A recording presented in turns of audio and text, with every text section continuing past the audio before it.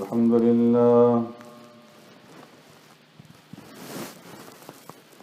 لله نحمده ونستعينه ونستغفره ونؤمن به ونتوكل عليه ونعوذ بالله من شرور أنفسنا ومن سيئات أعمالنا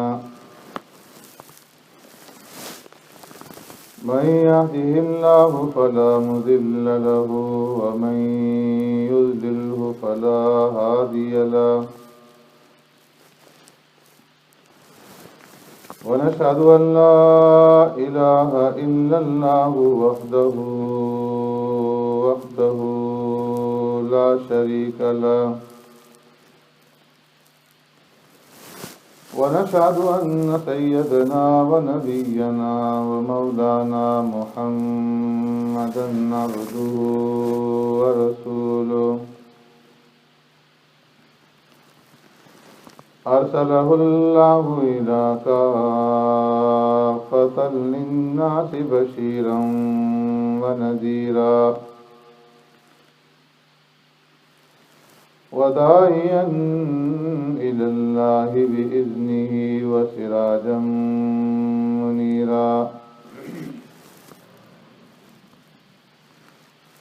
أما بعد فقد قال الله تبارك وتعالى في القرآن المجيد والفرقان الحميد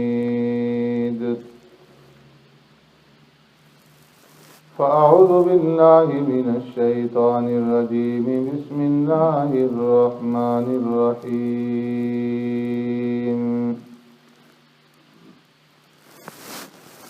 إن أول بيت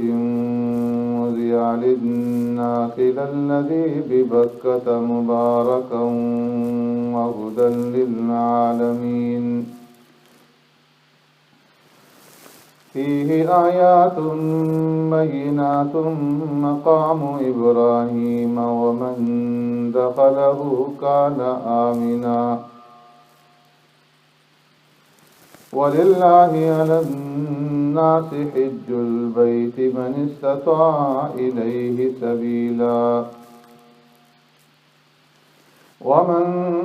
كفر فإن الله غني عن العالمين صدق الله مولانا العظيم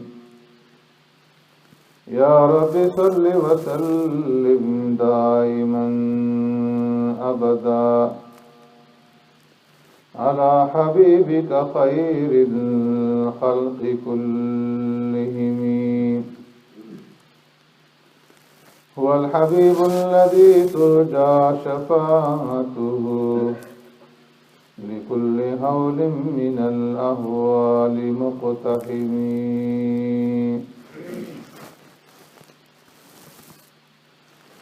إن أول بيت وضع للناس بے شک پہلا گھر جو مقرر کیا گیا لوگوں کے لیے للذی ببکۃ مبارکا وہ ہے جو مکہ مکرمہ کے اندر ہے برکتوں والا وہدی للعالمین اور ہدایت جہان والوں کے لیے فیہ آیات بینات اس میں نشانیاں ہیں کھلی ہوئی مقام ابراہیم اور ان نشانیوں میں سے ایک نشانی مقام ابراہیم ہے ومن دخلہ کان آمنا اور جو کوئی داخل ہوا اس میں پا لیا اس نے امن وَلِلَّهِ عَلَى النَّاسِ حِجُّ الْبَيْتِ مَنِ اسْتَطَاعَ إِلَيْهِ سَبِيلًا اور اللہ کا حق ہے لوگوں پر حج کرنا اس کے گھر کا جو طاقت رکھتے ہوں اس کی طرف راہ چلنے کی وَمَن كَفَرَ اور جو کوئی طاقت رکھنے کے باوجود انکار کرے فإن اللہ غنی عن العالمین، بس بے شک اللہ تبارک و تعالی بے پرواہ ہے جہان والوں سے۔ آمنت باللہ و بآیاتی،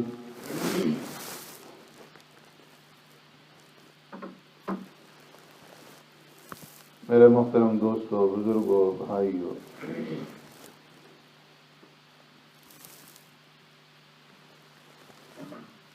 اللہ رب العزت نے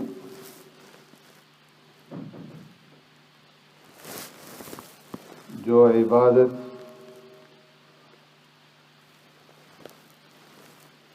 انسانوں کے لیے مقرر فرمائی ہیں، ان میں سے ہر ایک عبادت ایک الگ شان رکھتی ہے، ایک الگ امتیاز اور ایک الگ مقام رکھتی ہے۔ نماز کی اپنی ایک شان ہے، روزے کی اپنی ایک شان ہے، زکوٰۃ کی اپنی ایک شان ہے، اور حج کی اپنی ایک شان ہے۔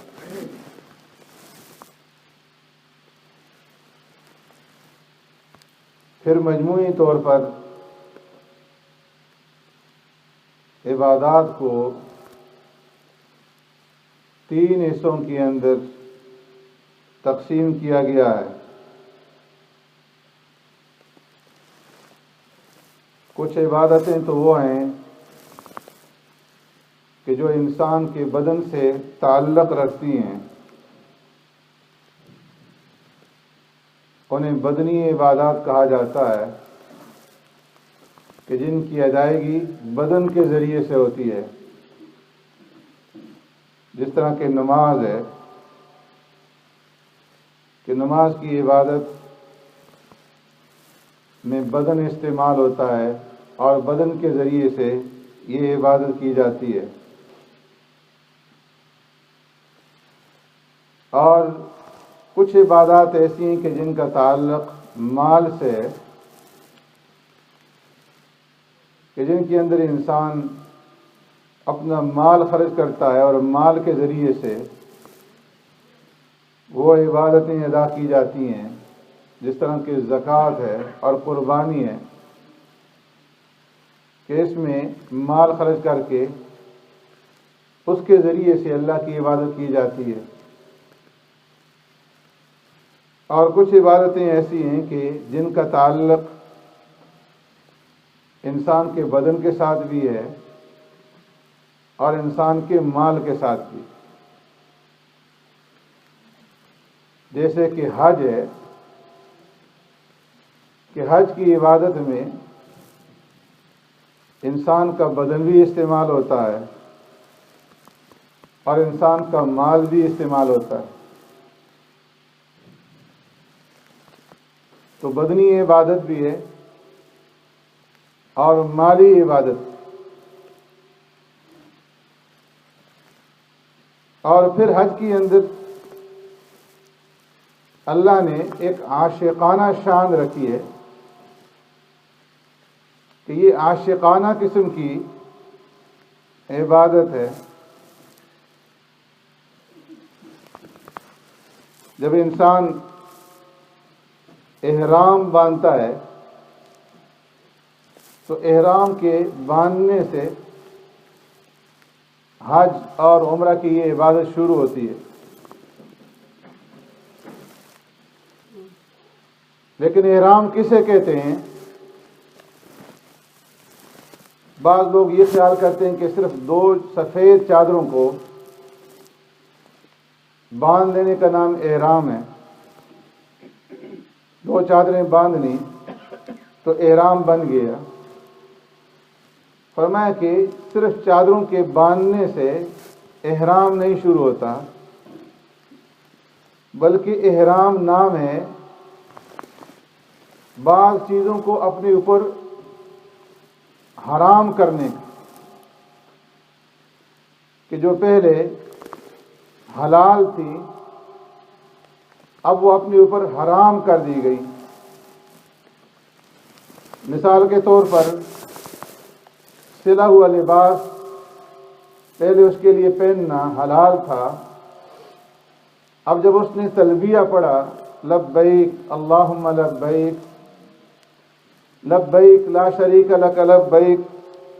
ان الحمد والنعمت لک والملک لا شریک لک، اب اس کے اوپر سلا ہوا لباس پہننا حرام ہو گیا۔ پہلے خوشبو لگانا حلال تھا، اب اس کے اوپر خوشبو لگانا حرام۔ پہلے وہ صابن خوشبودار استعمال کر سکتا تھا، اب اس کا استعمال کرنا حرام۔ پہلے بال کٹوا سکتا تھا، اب بالوں کا کٹوانا حرام۔ پہلے ناخن ترشوا سکتا تھا، اب ناخنوں کا تراشنا حرام۔ پہلے اپنی خواہش کو پورا کرنے کے لیے اپنی بیوی کے پاس جا سکتا تھا، اب نفسانی خواہش کو پورا کرنے کے لیے بیوی کے پاس جانا حرام۔ تو اس کا نام احرام ہے۔ صرف دو چادریں باندھ لینے کا نام احرام نہیں، ان کے بعد تلبیہ پڑھنا، اور جب تلبیہ پڑھ لیا تو اعلان کر دیا کہ اب وہ چیزیں میں استعمال نہیں کروں گا جو میں پہلے کرتا تھا۔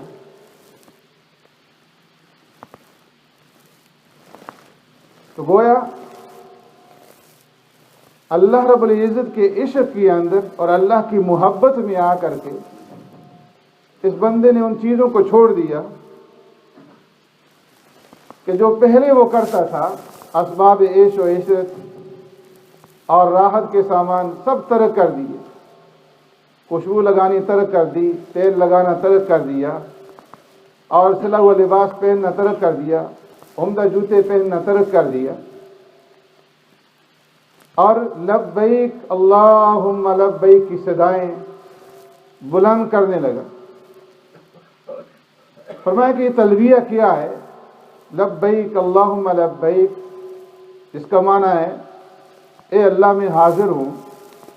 اے اللہ میں حاضر ہوں، لبیک میں حاضر ہوں، لا شریک لک لبیک، اے اللہ تیرا کوئی شریک نہیں، کوئی ساجی نہیں، میں حاضر ہوں، ان الحمد والنعمت لک، اے اللہ ساری تعریفیں تیرے لیے، ساری نعمتیں تیرے لیے، والملک بادشاہی تیرے لیے، لا شریک لک، تیرا کوئی شریک نہیں، کوئی ساجی نہیں۔ یہ تلبیہ کیا ہے؟ فرمایا کہ یہ جواب ہے اس پکار کا، اس اعلان کا کہ جو ابراہیم علیہ السلام نے بیت اللہ کی تعمیر مکمل ہونے پہ کیا تھا، کہ جب ابراہیم علیہ السلام اور اسماعیل علیہ السلام بیت اللہ کی تعمیر سے فارغ ہوئے، عرض کیا اے اللہ ہم بیت اللہ کی تیرے گھر کی تعمیر کر چکے، تو ارشاد ہوا کہ اے ابراہیم وَأَذِّنْ فِي النَّاسِ بِالْحَجِّ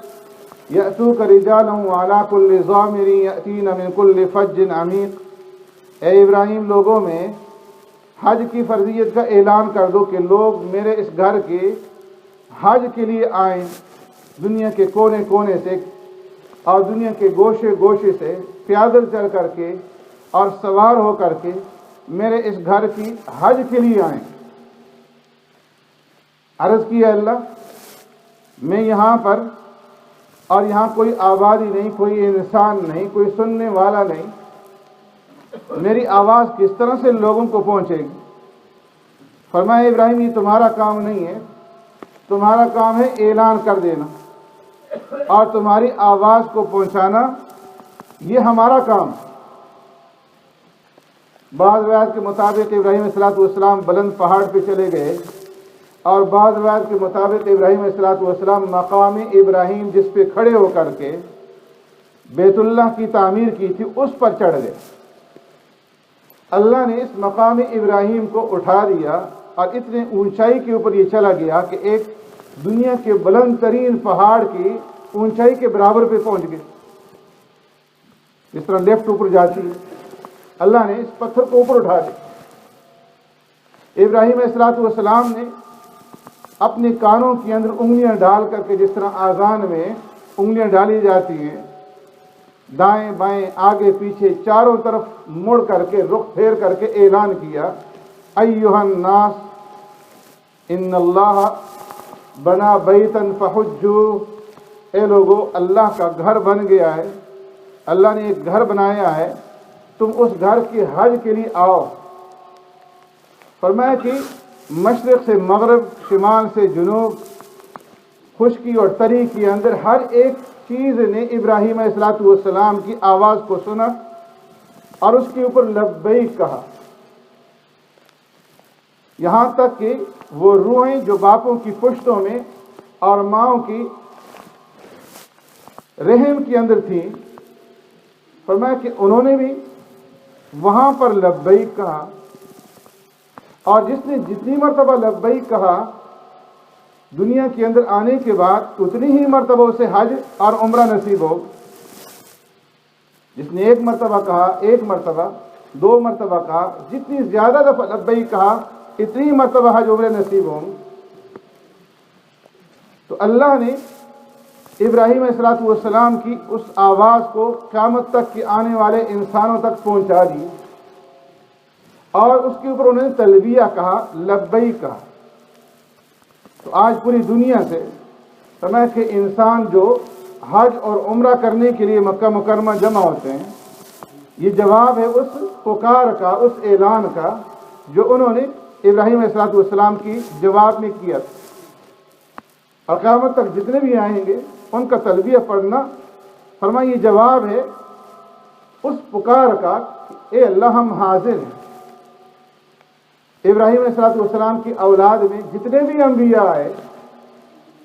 فرمایا ہر ایک نبی نے آ کر کے حج کی۔ ابراہیم علیہ السلام، اسماعیل علیہ السلام نے خود پیدل حج کی ہے، اور موسیٰ علیہ السلام آئے، تلبیہ پڑھا لبیک، فرمایا آسمان سے آواز سنائی دی، لبیک عبدی وانا معک، میرے بندے میں حاضر ہوں، میں تمہارے ساتھ۔ خر موسیٰ ساجدہ، موسیٰ علیہ السلام سجدے میں گر پڑے۔ فرمایا کہ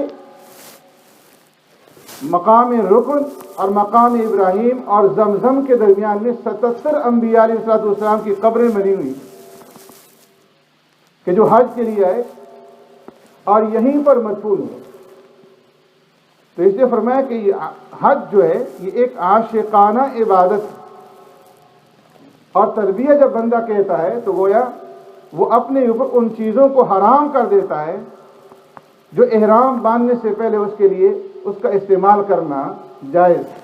سبحانک اللہم و بحمدک، نشہد ان لا الہ الا انت، نستغفرک و نتوب الیک۔